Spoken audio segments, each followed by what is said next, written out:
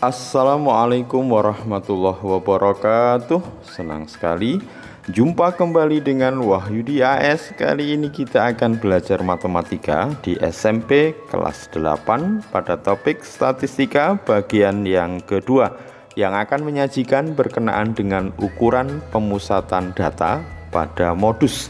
Silahkan disimak dari awal hingga akhir agar pemahaman kalian utuh, dan jangan lupa like, share, subscribe, dan bunyikan loncengnya.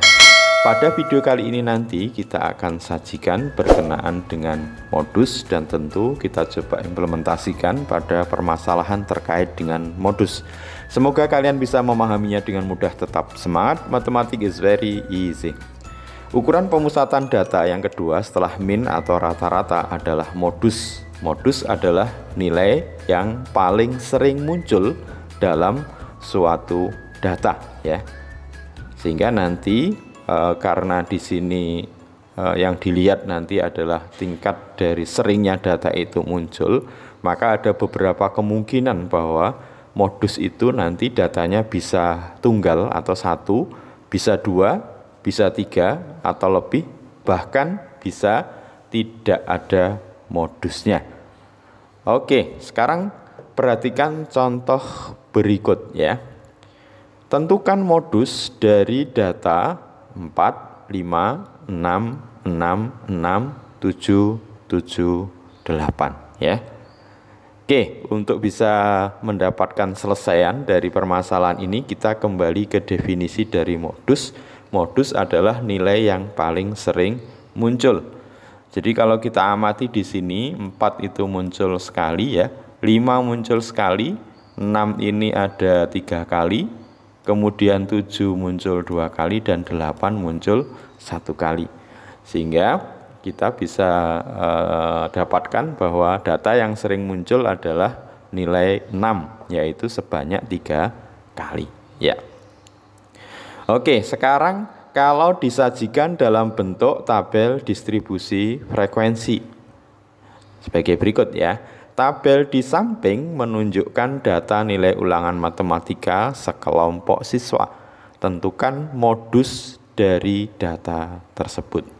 Jadi kalau tabel ini kita baca, maka nilai 4 diperoleh sebanyak 2 orang, nilai 5 diperoleh sebanyak 4 orang, nilai 6 diperoleh sebanyak 7 orang, nilai 7 diperoleh sebanyak 5 orang, dan nilai 8 diperoleh 2 orang. Sehingga dengan mudah kalau data ini disajikan dalam bentuk tabel distribusi frekuensi, untuk menentukan modus tentu kita lihat frekuensinya yang paling besar, ya, atau yang paling banyak. Nah, di sini kita lihat nilai 6 itu sebanyak 7 kali, dan itu yang paling tinggi. Maka kita dapatkan modusnya adalah 6 karena muncul sebanyak 7 kali, yang lain di bawahnya. Oke, cukup mudah, ya. Ya. Sekarang perhatikan contoh berikutnya. Di sini diberikan tabel distribusi frekuensi. Kita diminta untuk menentukan modus dari nilai matematika sekelompok siswa. Sekali lagi, dari tabel yang disajikan kita mesti bisa membaca tabel ini, ya. Kalau kita lihat bahwa nilai 50 itu diperoleh sebanyak 4 orang, nilai 70 diperoleh sebanyak 8 orang, nilai 80 diperoleh sebanyak 8 orang, ya. Nilai 90 diperoleh oleh sebanyak 7 orang, dan nilai 100 diperoleh oleh sebanyak 3 orang. Karena modus adalah data yang paling sering muncul, berarti di sini ada 2 data, ya, atau ada 2 nilai yang itu paling sering muncul, yaitu dilihat dari frekuensinya. Frekuensinya sama-sama sebanyak 8.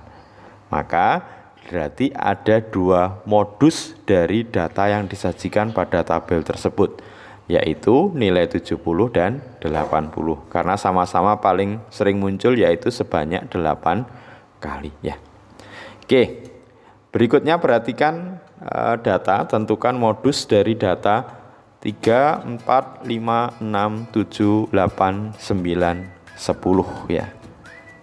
Jadi kalau kita perhatikan dari data tersebut, masing-masing dari data, misalkan 3 ini muncul sekali, 4 muncul sekali, 5 muncul sekali, 6 sekali, 7 muncul sekali, 8 muncul sekali, 9 muncul sekali, 10 muncul sekali. Artinya tidak ada data yang paling sering muncul, semua data muncul 1 kali. Jadi kalau nanti ada sekumpulan data, semua data itu muncul dengan frekuensi yang sama, berarti tidak kita temukan modusnya. Berarti di sini tidak ada modusnya. Karena apa? Semua nilai muncul sekali atau semua data muncul dengan frekuensi yang sama. Semoga kalian bisa memahaminya dengan mudah. Tetap semangat, senang bersama kalian. Sampai ketemu pada ukuran pemusatan data berikutnya. Terima kasih. Assalamualaikum warahmatullahi wabarakatuh.